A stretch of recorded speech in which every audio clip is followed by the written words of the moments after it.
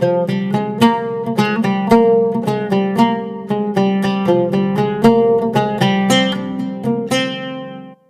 ഇന്നത്തെ റെസിപ്പി കോവയ്ക്കയും ഉണക്കച്ചെമ്മീനൊക്കെ ചേർത്ത നല്ലൊരു മെഴുക്ക് വരട്ടിയാണ്. ഞാനിതിലൊരു സ്പെഷ്യൽ ഇൻഗ്രീഡിയൻസ് കൂടി ലാസ്റ്റ് ചേർക്കുന്നുണ്ട്. അപ്പോൾ വീഡിയോ സ്കിപ്പ് ചെയ്യാതെ മുഴുവനും കാണുക. മെഴുക്ക് വരട്ടിക്കായിട്ട് ഞാനിവിടെ 1/2 കിലോ കോവയ്ക്കാണ് എടുത്തിരിക്കുന്നത്. ഒരു കോവയ്ക്ക 8 പീസായിട്ട് കട്ട് ചെയ്തിട്ടാണ് എടുത്തിരിക്കുന്നത്.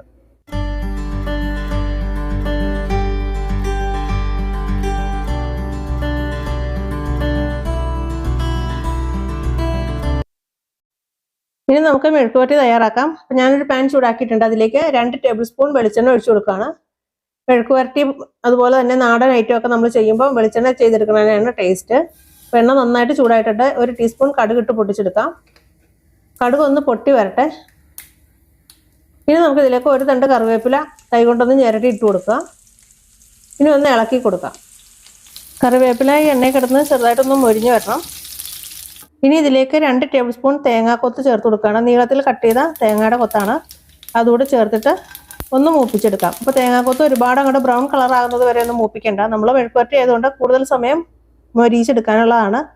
ഇനി ചേർത്ത് കൊടുക്കുന്നത് ഒരു 15 ചെറിയ ഉള്ളി ചെറുതായിട്ട് കട്ട് ചെയ്തതാണ്. സവാള എടുക്കരുത്. മെഴുക്ക് വരട്ടിക്ക് എപ്പോഴും ടേസ്റ്റ് ചെറിയ ഉള്ളി തന്നെയാണ്. അപ്പോൾ അതിൻ്റെ കൂടെ 4 പച്ചമുളക് ചെറുതായിട്ട് മുറിച്ചതും കൂടി ഇട്ട് കൊടുക്കുകയാണ്. അപ്പോൾ പച്ചമുളകിൻ്റെ എരിവ് അനുസരിച്ച് എണ്ണത്തിൽ വ്യത്യാസം വരുത്തുക. അപ്പോൾ ഞാൻ അധികം എരിവില്ലാത്ത പച്ചമുളകാണ്. അതുപോലെ തന്നെ നമ്മൾ ഇതിലേക്ക് മുളക് പൊടിയൊക്കെ ചേർക്കുന്നുണ്ട്. അതൊക്കെ കണക്കാക്കിയിട്ട് വേണം പച്ചമുളക് എടുക്കാനായിട്ട്. ഇനി ഇതിലേക്ക് ചേർത്ത് കൊടുത്തത് 1/2 ടീസ്പൂണ് മഞ്ഞൾപ്പൊടി എണ്ണക്കിടന്ന് ഒന്ന് മൂക്കട്ടെ. അതിനുശേഷം നമുക്ക് ക്ലീൻ ചെയ്ത് കഴുകി വെച്ചിട്ടുള്ള ചെമ്മീൻ ചേർത്ത് കൊടുക്കുക. അപ്പോൾ ചെമ്മീൻ കൂടുതലുണ്ടെങ്കിൽ കൂടുതൽ ചേർത്ത് കൊടുക്കുക. അപ്പോൾ എൻ്റെ കയ്യിൽ കുറച്ചുള്ളത് കൊണ്ടാണ് ഇത്രയും ചേർത്തത്.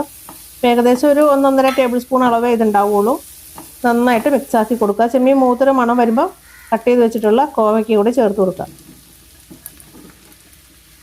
കോവയ്ക്ക ചേർത്തതിന് ശേഷം ഹൈ ഫ്ലെയിമിൽ നന്നായിട്ട് ഒരു 5 മിനിറ്റ് ഒന്ന് മിക്സ് ആക്കി എടുക്കണം. ആ വെള്ളമയമൊക്കെ ഉണ്ടെങ്കിൽ പെട്ടെന്ന് അങ്ങ് പോയി കിട്ടാനായിട്ടാണ് ഹൈ ഫ്ലെയിമിൽ ഇടാൻ പറഞ്ഞത്. അപ്പോൾ നന്നായിട്ട് മിക്സ് ആക്കിയിട്ടുണ്ട്. ഇനി നമുക്ക് ഇതിലേക്ക് പാകത്തിനുള്ള ഉപ്പ് ചേർത്ത് കൊടുക്കാം. ആ കോവയ്ക്കയുടെ വെള്ളം ഒക്കെ വറ്റിയതിന് ശേഷം വേണം ഉപ്പിട്ട് കൊടുക്കാനാണ്. അല്ലെങ്കിൽ നമ്മൾ ഉപ്പിട്ട് കഴിയുമ്പോഴേക്കും വെള്ളം കണ്ടമാനം അങ്ങോട്ട് ഇറങ്ങിയിട്ട് കോവയ്ക്ക വല്ലാണ്ട് വെന്ത പോലെ ആയി പോവും. അപ്പോൾ ഒരുപാട് അങ്ങോട്ട് വെന്ത അവിഞ്ഞ പോലെ ആവരുത്. അപ്പോൾ ആദ്യമേ ആ വെള്ളം വറ്റിച്ചതിന് ശേഷം മാത്രം ഉപ്പിട്ട് കൊടുക്കുക.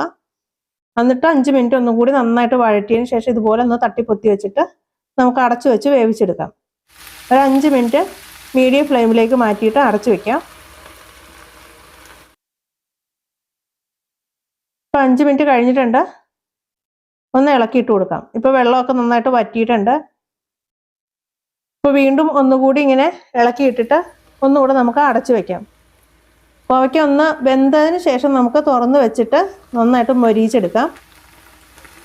ഇതുപോലെ 1-2 പ്രാവശ്യം മൂടി വെച്ചിട്ട് ചെറിയ തീയിൽ ഒന്ന് വേവിച്ചെടുക്കണം. കോവയ്ക്ക അത്യാവശ്യം ഒന്ന് വെന്തതിന് ശേഷം നമുക്ക് തുറന്ന് വെച്ചിട്ട് നന്നായിട്ട് മൊരിയിച്ചെടുക്കാം. നന്നായിട്ടൊന്ന് ഇളക്കി കൊടുക്കുക. ഇനി നമുക്ക് ഇതിലേക്ക് മുളക് പൊടി ചേർത്ത് കൊടുക്കാം. അപ്പോൾ എരിവ് നോക്കിയിട്ട് മുളക് പൊടി ചേർത്ത് കൊടുക്കുക. ഞാനൊരു 1.5 ടീസ്പൂൺ മുളക് പൊടി ഇതിലേക്ക് ചേർക്കുന്നുണ്ട്. സാധാരണ നമ്മുടെ മുളക് പൊടിയാണ്, കാശ്മീരി മുളക് പൊടിയല്ല. ഇത് നന്നായിട്ട് മിക്സ് ആക്കി കൊടുക്കുക. ഇനി നമുക്ക് ചെറിയ തീയിൽ വേണം മെഴുക്ക് വരട്ടി റെഡിയാക്കി എടുക്കാനായിട്ട്.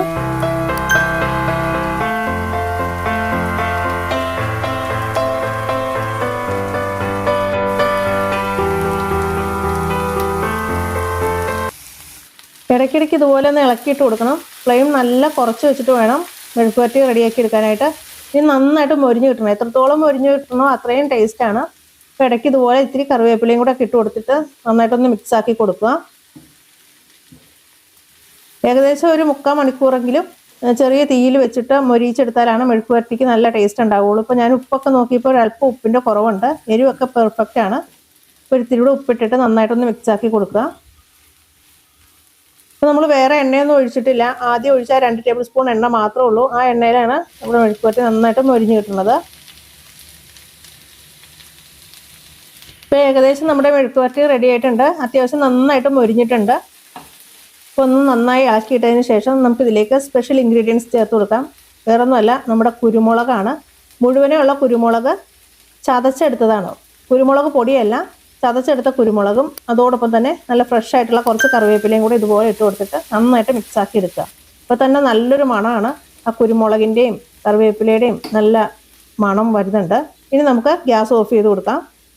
ഫൈനലായിട്ട് ഇതിലേക്ക് 1 ടീസ്പൂൺ വെളിച്ചെണ്ണ, പച്ച വെളിച്ചെണ്ണയും കൂടെ ഒഴിച്ചിട്ട് നന്നായിട്ട് മിക്സ് ആക്കി കൊടുക്കുക. നമ്മുടെ മെഴുക്ക് വരട്ടി ഇവിടെ റെഡി ആയിട്ടുണ്ട്. അപ്പോൾ അടിപൊളി ടേസ്റ്റാണ്, നല്ലൊരു സ്മെല്ലൊക്കെയാണ് കേട്ടോ. ഇനി ഒരു 5 മിനിറ്റ് ഇതുപോലെ ഇത്തിരി ഗ്യാപ്പ് ഇട്ടിട്ട് നമുക്ക് അടച്ച് മാറ്റി വയ്ക്കാം. അതിനുശേഷം സെർവ് ചെയ്യാം. ഇത്രയേ ഉള്ളൂ. നല്ല സിമ്പിളാണ്, നല്ല ടേസ്റ്റിയാണ്. കുറച്ച് സമയം എടുത്ത് ചെയ്യുന്നു മാത്രം. വളരെ രുചികരമായിട്ടുള്ള കോവയ്ക്ക മെഴുക്ക് വരട്ടി തയ്യാറായിട്ടുണ്ട്. അപ്പോൾ എല്ലാവരും ട്രൈ ചെയ്ത് നോക്കുക, അഭിപ്രായങ്ങൾ അറിയിക്കുക. വീഡിയോ മാക്സിമം ഷെയർ ചെയ്ത് സപ്പോർട്ട് ചെയ്യുക. അപ്പോൾ എന്നത്തെയും പോലെ വീണ്ടും നല്ല റെസിപ്പിയുമായി നിങ്ങളുടെ മുമ്പിൽ വരാം. അതുവരെയും thanks for watching. Thank you.